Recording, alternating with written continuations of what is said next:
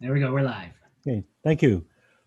It's a pleasure to welcome everybody to our March 23rd Middlesex County Library Board meeting. And glad to see so many people here. And I apologize for being a little late getting on, but we're here. I'm just going to open it up and ask for provision of disclosure of pecuniary interest or any general nature thereof. Okay, good. Then seeing none, we'll move right on to minutes of our library board meeting held January 19, 2021 that were distributed. Are there any questions or comments? Then I look for a motion to be approved. Moved by Brad, seconded by Mary Gay. Any further comments? All in favor? That's carried. Thank you. Next, we'll move on to our visioning topics and a presentation by Josh Smith, our Community Navigator. Josh, welcome. Are you prepared to go? I'm ready when you guys are. Okay, good. I'll be sharing the presentation for Josh. So I'll get it set up. I just wanted to kind of introduce the two presentations because we do have a lot of new faces on the meeting today. So both presentations really highlight the community service work that the library is involved with. And both of these services launched during the pandemic. Bad timing, but good timing at a time when many county residents were needing these additional supports. So we were really excited, to see both of these services launch. So first, like you said, you'll hear from Josh Smith, our community navigator, and Pauline Andrew is also joining us today as she, manages. She's a manager with the Social Services Department and is our expert on homelessness and the supports that are available. And so Josh is going to talk about his work that he's doing. And then you'll hear from Lee Robinson, our Lucan branch supervisor, and Doug Warnock, our Park Hill supervisor, and their work on the Youth Crisis Shuttle project. And I just wanted to point out that project and their work on it really demonstrates the capacity of library staff to be community connectors, which is something that we've been working on over the past number of years. The library itself isn't set up where we could manage a crisis shuttle or a service like this, but staff really have that unique knowledge of residents and their needs, and also really established contacts within the community that can be utilized to help move projects like this forward. So this project really demonstrates the library's capacity for partnership and collaboration. And we're getting, Lee and Doug are getting a lot of coverage for this project recently. So we're excited to bring it to you today. So I will just share my screen and we'll start with Josh's presentation. And there we go. Can you all see it now? Perfect. Okay, take it away, Josh. All right. Well, hello, everybody. Like it's been said, my name is Josh Smith. I'm the Community Navigator. It's a new program we started about 6 months ago now through the library and funded at least through the Chippy Fund through Social Services. I'm going to kind of explain what I do, what I have been doing, maybe some future goals, as well as some light stats and stuff like that. So to start off, kind of just explain what a community navigator does. So as very basic core, it is a service to help people explore options available to them in their community for accessing supports and services and how to kind of get connected with different programs. So as part of this, I become somewhat of an expert in all the various social programs that are available in the county. I can meet with my clients or the patrons of the library, help them determine their needs and match them with the appropriate services to help them kind of move forward with whatever their need may be. I can assist with referrals, applications, I can advocate on behalf of them. And also, I'm going to be providing some workshops and clinics. More so in the future, but I have done some webinars so far. But that's kind of the overview of what I'll do. I'll get to more of the details as we go through. So a big part of what I do is the referrals to community services. I have a whole bunch listed here, but just kind of go over it quickly. The kind of services I can help refer and connect people to are housing supports, youth programming, employment services, clothing and food supports, education, social assistance applications, for example, ODSP and CPP applications.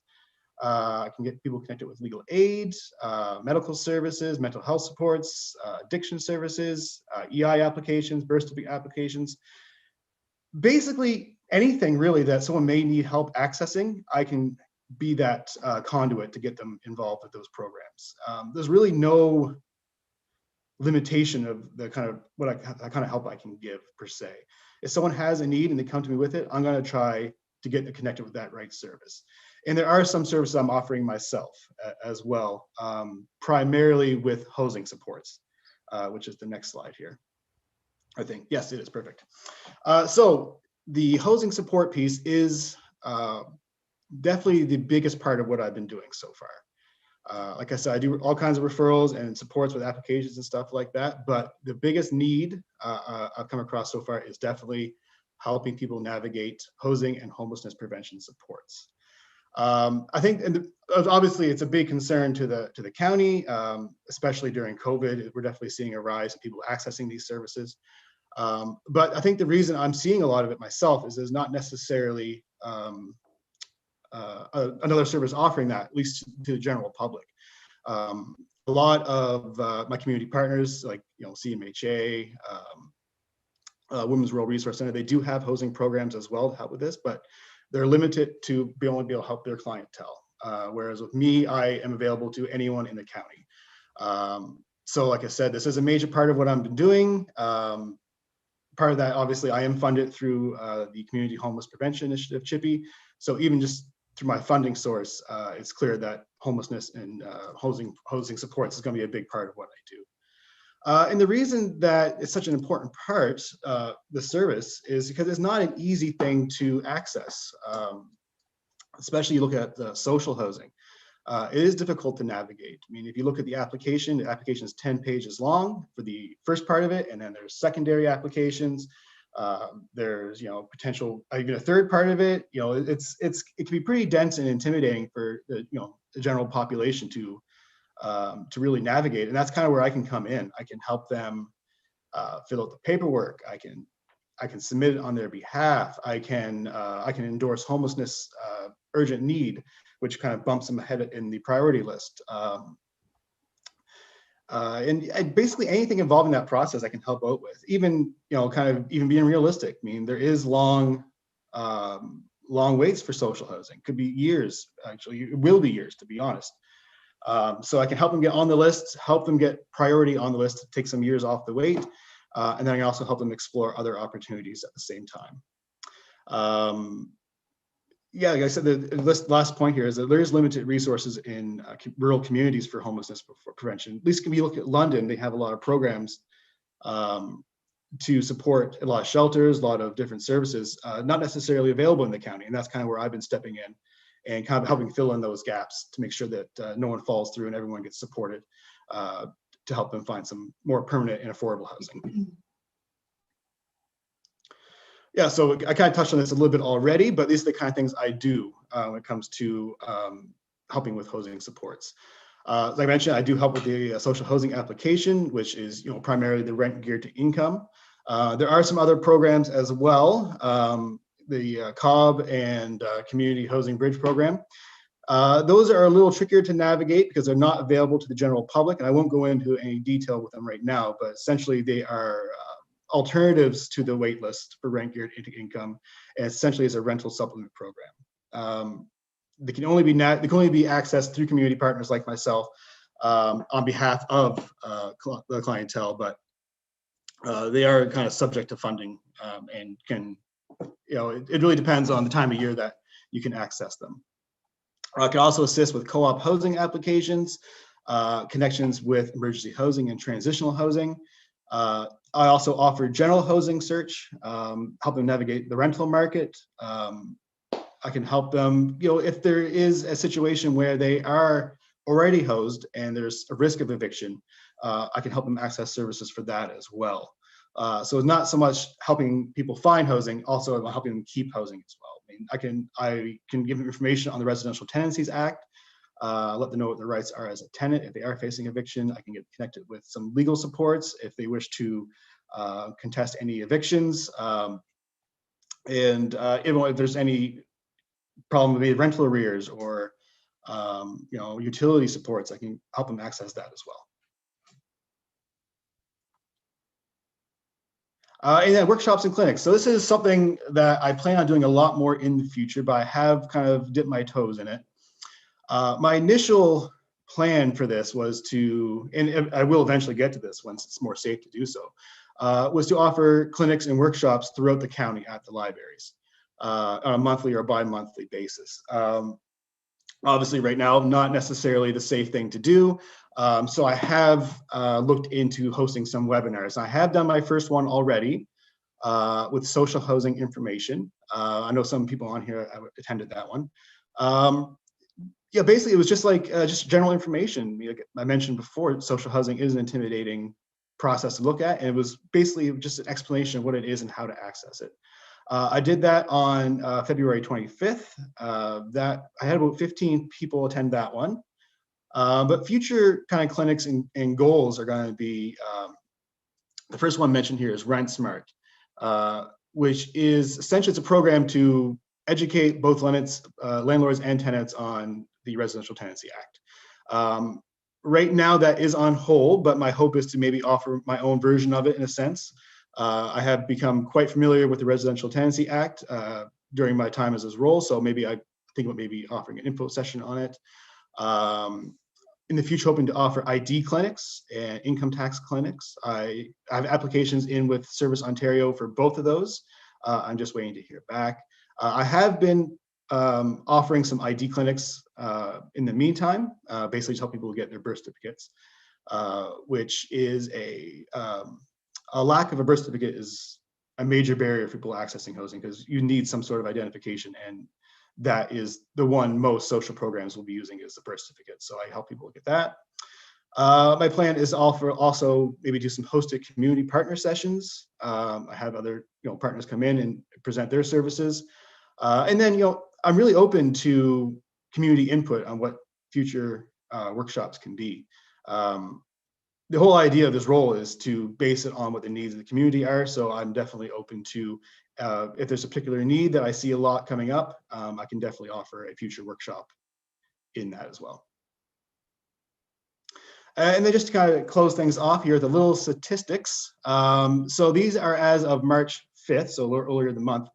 But in the 6 months or so that I've been doing this job, I've served 132 Middlesex County residents, 72 just in the first 2 months of the year alone. So more than half have been in the last 2 months. So it's definitely showing that there's been an uptick on people accessing my services.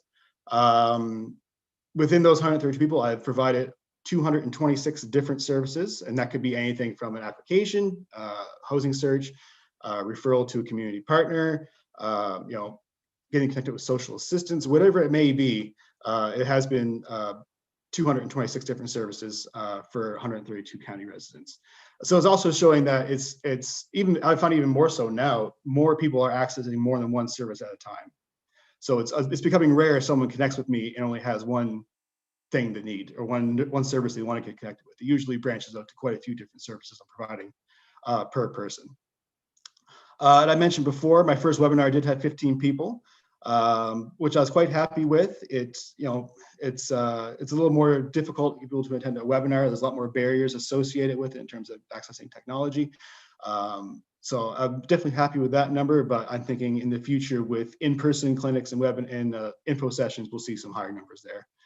And my referrals, so I've gotten referrals from 20 different community partners. So obviously starting a new service in the middle of a pandemic through a library, which is closed to the public, is difficult to get the program out there, but through navigating and networking with the community partners in Middlesex County, that is where the majority of my referrals come from. And I have had 20 different community partners reach out to me with help they need for their clientele. And yeah, that's the majority of my presentation there. I'm definitely open for any questions or any clarification anyone looking to ask me. You go right ahead. Thank you very much. I know this is new to the county, so it's a new service, and I just appreciate that input with respect to it, and I see where it's been probably needed for years. So thank you for that presentation. I'm going to ask if there's any questions with respect to this presentation. Mary Gay. Thank you, Jim, for that. Thank you very much for the presentation. And I agree with Jim. I think this is something that's been needed in the county for a long time, and I appreciate all the good work that you've done. And I see that by the numbers, it looks like it's the information is getting out there and it's being well received. So I guess my question is to Lindsay. And Lindsay, is the only way we're getting the information out there on the social media sites through the library?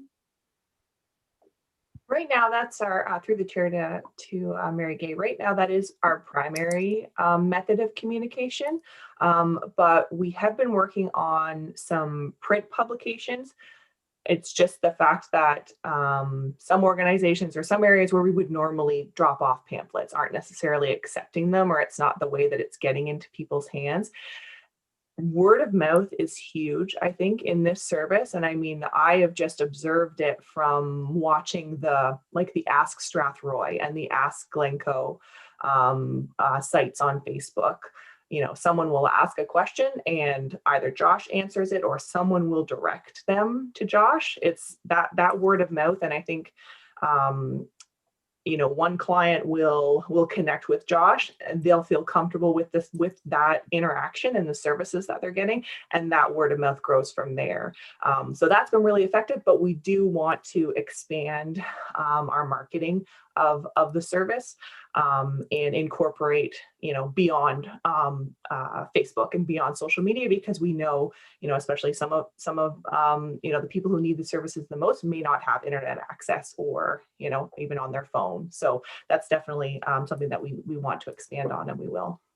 Okay, thank you. And Jim, if I could just continue for just a quick second. Certainly. Lindsay, I'm pretty sure that Southwest Middlesex would put any information you have about this on their site too. So if you have anything that you're posting, if you just forward it on to Jill, I'm sure she'll see to it that it gets on that site. I think the more people that do know about this, the better. So, and thank you.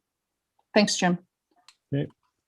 I just want to be very clear, though, when I say that it's, you know, it's something that we needed. It isn't because some of the past wardens have been dragging their feet. This is something that just came forward to get it. So I just want to be very clear on that, because I see 4 past wardens on here. So thank you. Warden Catherine Burkhardt, Jessup. Thank you, Chair. And yeah, I think this is a great program. Excited by the results that you've been able to share so far, Josh. A couple things, maybe just first of all, just jumping off of what Mary Gay suggested about, you know, getting the information to the partner municipalities. You know, I don't know about, you know, coming and doing a short presentation to each council meeting, so that the municipalities within the county can have a better understanding of what it is that this position is doing, or providing some sort of report that can, you know, be brought forth during council. It would likely be best to have you in person. So that's just throwing it out there, that maybe kind of might want to work on that over the coming months. And then when you say that you have serviced 132 residents, what part of the county are they coming from? The vast majority of the people I've been servicing are coming from the Strathroy area. I have had some outside as well, but I think, well, just population-wise, the majority of the people I've been helping are the Strathroy area. Mm-hmm. Okay, because I mean, I guess, I mean, that's the thing, right? I mean, it's anytime we do anything with social services, it's making sure, you know, anything we offer, it's getting to those beyond the Strathroy borders. So anything that the partner municipalities can do, I think they'd be open to it. And yeah, no, great, keep it up. It's awesome. Yeah, as part of my future plans, once the libraries do open, my plan is definitely to expand more than just the Strathroy area. Sure. Yeah. No, but I mean, like when you think about this starting during the pandemic and being able to reach as many people as you have, that, as Lindsay said, you know, we'll have challenges with technology, having access to it and that sort of thing. I think it's a great first step, and it's very promising as to how this can grow. So thanks. And just to, you know, jump off what the chair said, this is a culmination of all the work that past wardens have done, and, you know, to get us to this point. Yep. Appreciate that. I'm very careful sometimes with what I say when it comes to, you know, what we've taken and how long it gets there. But sometimes it's ideas that come forward like this that we see it. I see an advantage in our community, although I'm not at the level I used to be, but I see an advantage where it would be definitely needed and used. So I appreciate you being on board, Josh, and I certainly appreciate the county moving forward with this. Is there any other questions then for Josh? If not, thank you very much for the presentation. And Lindsay, do you want to take us to the next one, please? Sure. Yep. So I will Okay. share the next Thanks, Josh. presentation as well. Let me find it here.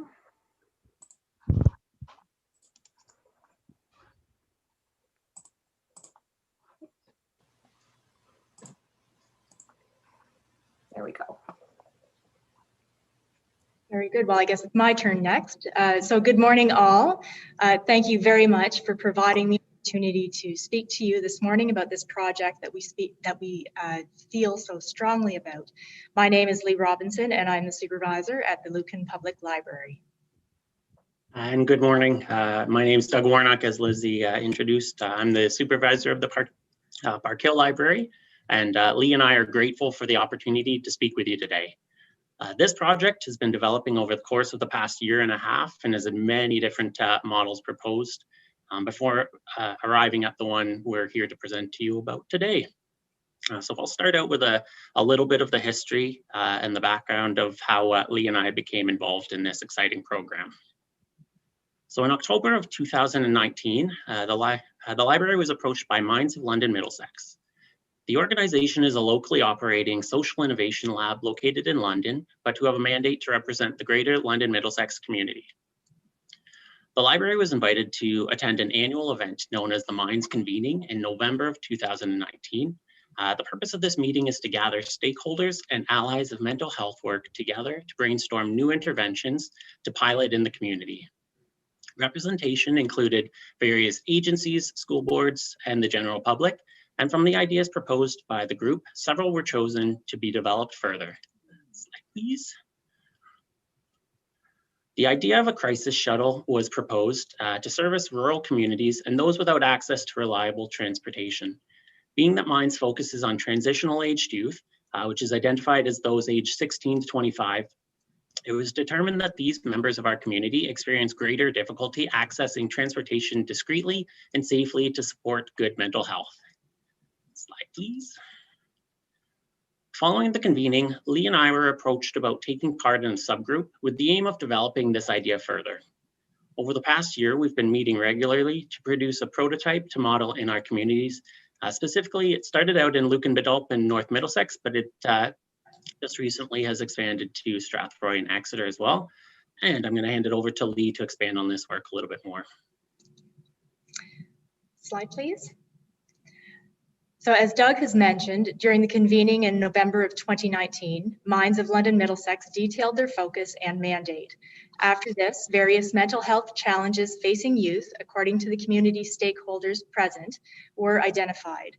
The most pressing challenges were discussed, and the collective then voted on 5 possibilities to award funding to as pilot projects, with the secondary projects remaining viable for possible future backing. Doug and I enlisted with the Crisis Shuttle Group to discuss and address the transportation challenges in the county and to bring a county voice to the table. Since February, the Crisis Shuttle subgroup has met approximately monthly to discuss a plan of action. In April of 2020, like so many, we had to pivot due to COVID-19, but we feel we came back with an even stronger plan than before. Slide, please. How did we get here? Well, in the beginning of May 2019, the Lucan Library was approached by members of the Wraith family of Lucan regarding spearheading a grassroots approach to supporting mental health services in Lucan Biddulph. From this resulted 2 community meetings, a needs assessment, which was hosted in September of 2019, and a follow-up brainstorming and moving forward meeting, which was hosted in October of 2019.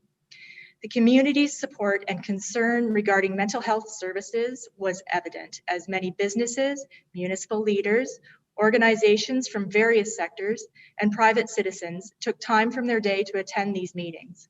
From these meetings, the Lucan-Biddulph Communities Talk Group was born to assist with program planning, support, and oversight.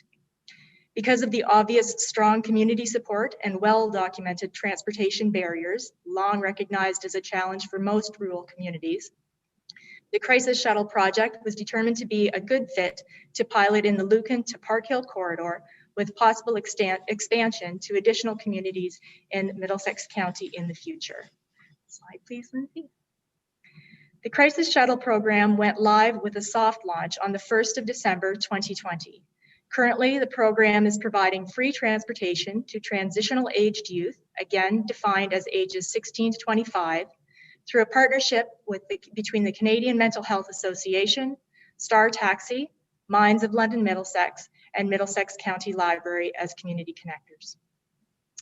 Youth who contact CMHA's Reach Out 24/7 line through phone, text, or web chat will be triaged by the responding professionally trained counselors.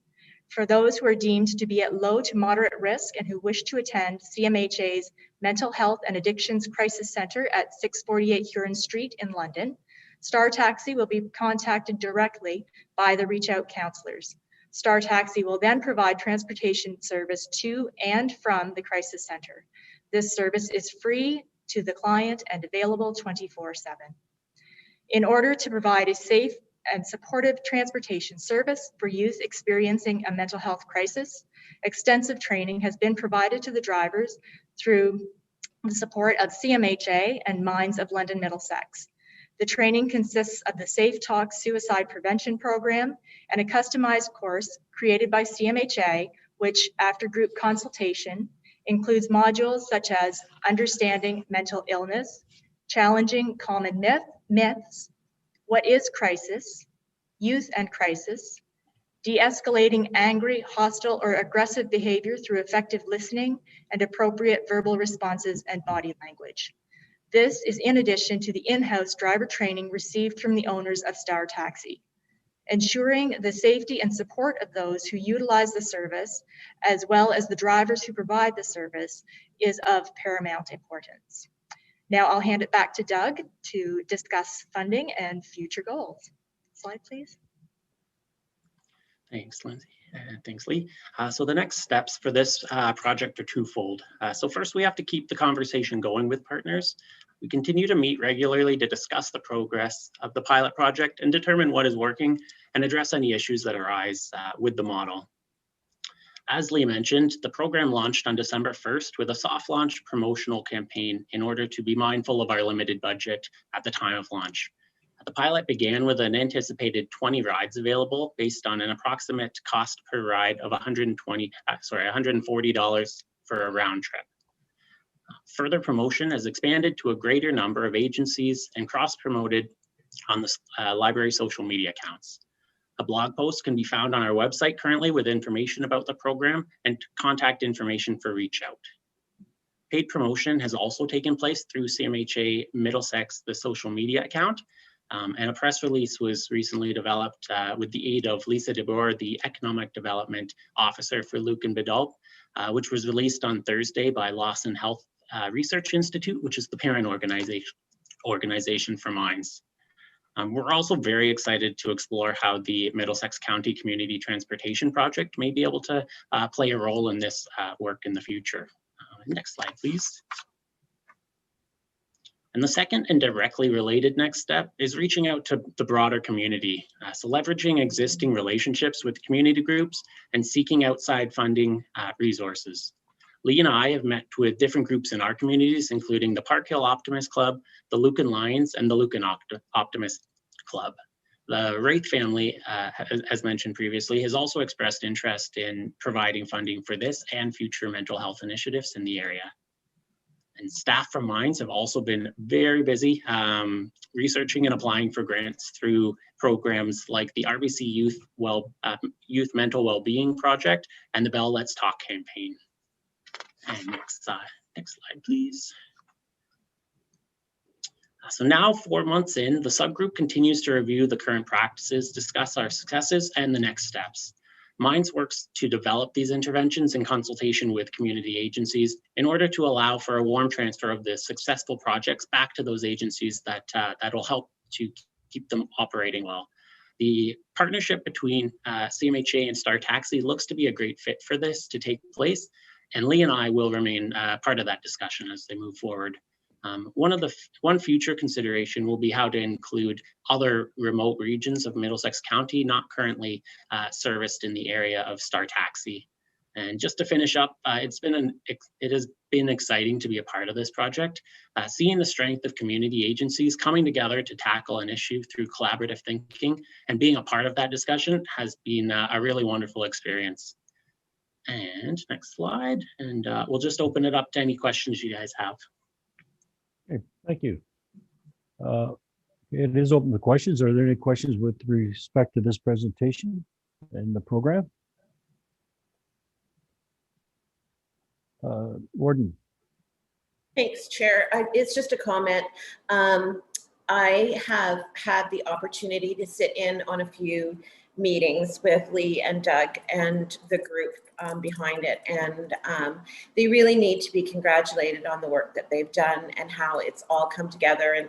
And just like what we heard from Josh's presentation, to be able to pull it together during a pandemic, it has been really gratifying to watch. And I really think with the coverage that we've gotten out of the press in the last week, that we will see uptake. You know, again, it's making sure that we're getting the message out, and those that are needing this sort of support are hearing that, and they've done a good job of getting it out there. And you know, if we can just get one person to the crisis center, then this program is a success. So I'm extremely proud that it's coming from the Lucan Biddulph community. Some of you will know that we've been particularly touched and hit, not only by youth suicide, but by adult suicide. And so to have the community come together as they did with this community Lucan Talks group, and then to have this come out of it, it's something that I know I can speak for Lucan Biddulph we're extremely proud of. But congratulations to Lee and Doug. Thank you very much, Kathy. Of course. Is there any other questions with respect to this presentation? I want to thank you for it, because to be honest with you, I wasn't really aware it was going on. So when I look at your budget and you've got like just 140 round trips and say 20 or $140 a round trip and 20 rides budgeted, like it's not a very big budget. And I see where you're looking for assistance with funding. And I congratulate you on as far as you've got with it in such a short period of time. And I'm looking at it. When I first read the report, I talked to Lindsay about it. I looked at where it was coming from and how it was being processed, and it kind of seems like it's just I got started and got wings. And so I do congratulate you on that, because I know it doesn't come without a lot of work put into it and a lot of dialogue. So I've got no say into how it moves forward, but I just want to thank you very much for the presentation. Any questions or comments other than that? Okay. If none, thanks again. We'll move on to action items. But I don't see any. Now I'm going to move on to correspondence and information items. I'll go through them one at a time. And I know Lindsay got a couple she wants to speak about, but we'll just go one at a time. And if you've got any questions, you can grab my attention and we'll talk about them separately. But item C1 is the systems e-resource, systems internet usage statistics, February 2021 in comparison to 2020. Next is accounts payable to March 12, 2021, totaling $155,396.18. Item 3 is a system circulation to February 2021. Next is newspaper articles concerning Middlesex County libraries. I just got to take my hat off to Catherine Cephaletta from Dorchester, because she seems to get us put in the paper every week. So I was pleased to see that, and just that I don't like keep bragging about our municipality, but it's kind of nice having somebody there that really gets the press working for us. Next is a curbside pickup and computer appointments. Item 6 is a virtual programming participation, January and February 2021. Item 7 is our social media activity, January and February 2021. Item 8 is early on update, January and February 2021. Next is library activity report for January and February 2021. The report from Lindsay. Do you want to comment on this report, Lindsay, please? Yes, thank you, Mr. Chair. I tried to cover, a little bit of information on each of the projects and things that we're working on. And so just starting with our phased reopening plan. So looking back at the plan that we passed back in the summer, our reopening plan, we are currently in phase 2 of that reopening plan, offering curbside pickup and scheduled computer appointments at select branches. And I think we all feel that it's been a really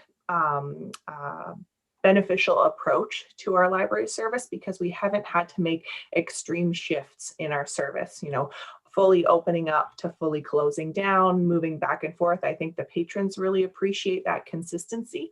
And even in those, those times when we had to move curbside pickup outside during the lockdown, we had that flexibility, and staff have really handled those challenges extremely well and done a really good job at kind of bringing patrons along and still being able to deliver that level of service that they expect. So things have been going well, but we obviously are looking ahead to what our next phase could look like. At discussions with supervisors, we meet weekly.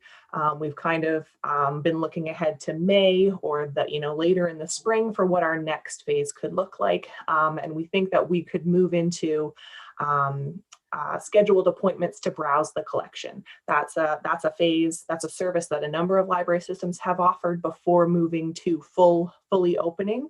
And that's one of the things that people are really missing. They want to get into our spaces, they want to browse the shelves, they want to choose their books that way. So that's what we're looking ahead to. At this point, because of the numbers that are being reported daily, they are at a level where what we're being told is we're likely to stay at this this orange level for a while, potentially.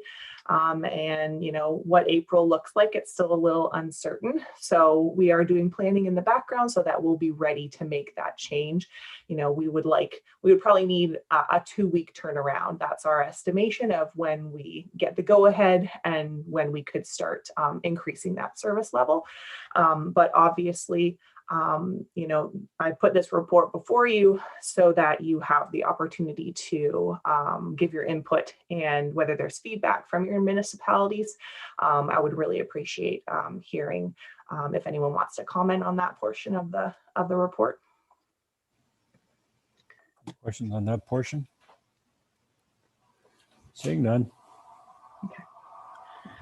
The next item on the report is an update on the Strathroy Library early on renovation project. Cindy and myself, we've been meeting with Strathroy CareDoc staff to get updates on construction as we move along.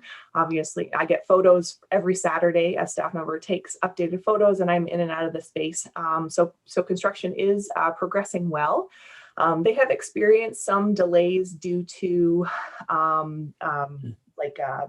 products that have been back ordered and things like that I think, across the construction trade, they're all experiencing these challenges with supply chains, but they've managed to kind of adjust their schedules so that those delays haven't led to a delay in the overall timeline. So at this point, you know, what we understand is that construction will be at a point by the end of March to fulfill the requirements of our funding, and then final completion will come after that date. But things are progressing well. I've had some technical difficulties with my phone. I can't share with you photos of the construction site right now, but I am going to email those out to the group so that you can have a look at where we're at. But if I could, I'd like to share some photos of the Ilderton site because it looks amazing. So I'd like to show it off. And then I was thinking if board members were interested, we could schedule a tour of the Ilderton site in sometime in April, if that worked for people. So we can discuss that. But first off, I'll just walk you through a few photos if you can see these on your screen. This is a castle that was purchased from a library supplier that we're really excited about. It really creates a focal point for the space in Ilderton, and we also have one for Strathroy. So we've really tried to make both spaces look similar and create the same look and feel across both of our family centers. So it creates that play space inside and storage space as well. We've incorporated some existing items. So the kitchen equipment for kids to play with, that was something that our early on sites already had. So obviously we found space for that. And the beautiful windows in the room in Ilderton, again, are going to be similar to what we have in Strathroy. So that'll be really exciting. So this is just a broader view. You can see a few of the different activity zones, and we do have the room set up with a TV and video conferencing technology. So there's a sound bar and a video camera installed right below the TV so that the room can be used to host training events and meetings and things like that. And again, we have that same plan for Strathroy. Another view, so this looks into the kitchenette and the staff office.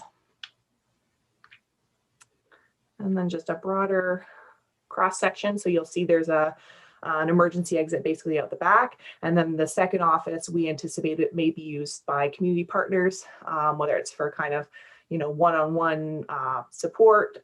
When the health unit is in, they can give, you know, advice and counseling sessions with moms and caregivers.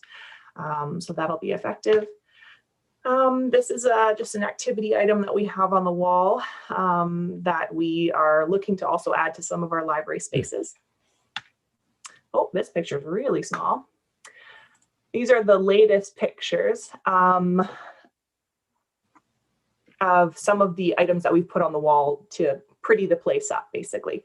Nadine worked on this project with early on staff, blew up some photos of kids participating in early on activities. And then we have these 4 foundational phrases that go along with, you know, they guide our programming. And we're also incorporating that into the Strathroy space in some of the glazing and the privacy glazing on the front programming room. Another wall decal that Nadine had designed, you know, just eye-catching primary colors, and kind of works around the thermostat and things that needed to be put on the wall there. And then finally, our last picture just shows the early on decal that we had installed there. So I'll email the group and we can see if there's interest in an in-person tour of the space, and we can get that going in April for you. Well, Lindsay, if I'd just like to comment on that early on, that looks great in Ilderton. That's if it's Strathroy comes out as well as that, we should be pleased. But I just want to just comment that it's nice to ensure that we are going to get 100% of our funding grant spent before July 31st. And I understand that some of the items are not going to be done, but the items not being done are 100% funded by the library as it is. So at least what we said we'd do, we'd have the grant money spent and 100% of the grant in that time frame from December to March. So I just want to congratulate you and the staff for getting it there. But that was a big concern of mine and the rest of the board when we entered into that agreement. So I'm pleased that we're at that level, and I just want to really thank you for that and the update, and I'm looking forward to seeing the photos. So continue, please. Thank you, Mr. Chair. I'll just draw your attention to the mention of the library board budget. So it was passed by County Council, and you'll just note that the allocation, how the library surplus was used has changed, but has no impact on the library budget. So the county reallocated a portion of the library's 2020 surplus to the 2021 county budget. However, the county will be allocating one-time municipal modernization funding to support a number of our capital projects. So the RFID project, the book vending project, and Wi-Fi hotspots. So that will offset that change in the budget. So we are ramping up to move those projects ahead, and it's going to be a very exciting year for the library. And just a couple other things that I'll draw your attention to. We did have a couple of retirements. A branch assistant, Janice Riley, retired from the Strathroy branch, and Debbie Guy, our longtime supervisor in Thorndale, retired there at the end of the month.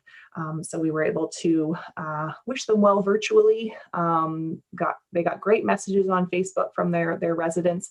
And Thorndale branch hosted a trivia night for Debbie because she's a big trivia buff, and she had a lot of fun with that. So we were sorry to see them go, but happy way of honoring their service.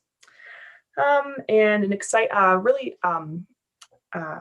successful virtual program and author visit by Jennifer Robson there at the beginning of March. Over 100 people registered for that session, and almost all of them showed up, which is very rare.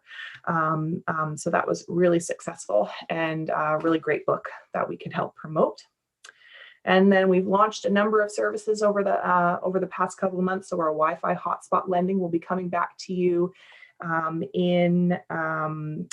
the June meeting with an update on how circulation of those hotspots are going. Our Parks Passes program has been very successful. I think that there's been a lot of press on it, a lot of probably people from London who wish they could borrow our park passes, but I think we're doing well at getting them into our patrons' hands. And we launched another online learning platform so people can take courses online, an additional service. So that launched there later in February. So it's been a busy couple months, and you'll see at the end of the report that we are starting to integrate the strategic plan element into our reports. I know that we talked about that at a previous meeting. I know Mary Gay had mentioned that it would be great to see that integrated into our reports, so we can just see how all of our work is lining up with our strategic focus and objectives. Good. Is there any question with respect to the library's active report? Well, that was a good presentation, Lindsay. Thank you. Next, we'll deal with Ontario Library Super Conference. Do you want to make any comments on that, Lindsay? I see all the staff report, and everybody seemed to like certain ones, and that the toys in that one was well attended, and a lot of positive reports on some of them. So, any comments on that? Or it's a very detailed report. I think they each of them put a lot of effort into writing them. So yes. Yeah, it's very long because we were able to have so many people participate. So I didn't want to cut anyone out or edit anything down. I tried to highlight the titles of the sessions. There's a lot of similarities. A number of people attended the same sessions, and that shows the themes and the things that we focus on across the county. So that was nice to see. But it was just, I think, really well received, appreciated by staff who had never attended before. So given that opportunity, and we do, each of us who registered, we do have access to that content for like 6 or 8 months following the conference. So we'll be able to go back and revisit things and check out new sessions. And it'll be interesting to see what happens next year, whether they have something in person or whether it's a hybrid. I'm sure a lot of conferences are thinking about that, knowing that they could tap into another revenue stream potentially because more people it's easier for them to access things virtually. So it was a really successful conference. Oh, when I was reading them all, I thought, well, there's one I got to go back and look at, see if I can get on that one session. But I know I attended a lot of them, and my report was a lot shorter than those ones. So, but it was good to read. Next, we'll go on with the AMO policy update, expanding library broadband. Any questions on that one? Next is our library service board request, and I believe we want to make an appointment on this one if members of the board are in agreement. Right, Lindsay? Yes, so Mary Gay is currently our SOLS representative, and so with the changes to the structure of SOLS, now that it is amalgamated into the Ontario Library Service, so this letter notes that the OLS is requesting for boards to just identify their representative of who they would like to send to these regional assembly meetings. It'll be a very similar structure to what we had with SOLS, but we just wanted to confirm how the board wants to proceed with this. I don't want to speak for Mary Gay, but I think she is interested in continuing in her position, and she's done a fabulous job staying, as our representative in that capacity. So I think we do need to pass a resolution, and Kathy Bunting, perhaps you could just help us with that about what might be required, just to formally establish that. Just a comment, because I know Mary Gay stepped forward. We're looking for a SOLS representative. Any other member of the library board interested in this position besides Mary Gay? Okay. And you're good with it, Mary Gay, if we move forward with it? Yeah, thank you, Jim. Yes, I would be very happy to stay on. Okay, that's good. Now I'm going to go to our clerk, Kathy. Do you have a suggested motion? We can just make a motion to appoint Mary Gay to the Ontario Library Service Board. Okay, is that moved by Brad Richards? Is that right, Brad? Yep. Second by Warden Kathy Burkhardt Jessup. Is there any other comments or questions then? All in favor of that motion? That's carried. Congratulations. Good election, Mary Gay. Thank you. Okay. Just a question on your report, Lindsay. The one speaker that we had, Jennifer Robinson, was that the skater that wrote the book? Do you know her? No, I don't. Okay, just Jennifer then. Yep. Okay. Yeah. Thank you. Robson versus Robinson, Jim. Okay. Thank you. Potato. I'm sorry. Now I look for a motion that items C1 to C12 be received for information. Ruth Adams, it's seconded by Mary Gay. All in favor? That's carried. Thank you. Are there any inquiries? Okay. Any new business under new business? Our next meeting is set for May 25th, 2021 at 10:30.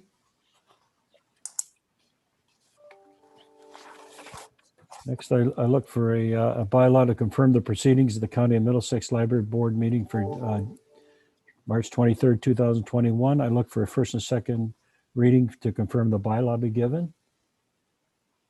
Moved by Brad, seconded by Ruth Adams.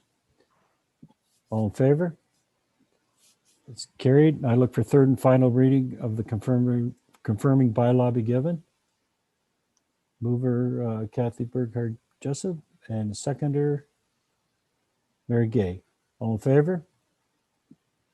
That's carried. Well, there's no other business, then let's see. I look for a motion to adjourn. Moved by Ruth Adams, second by Brad Richards. All in favor? Carried. Thank you very much.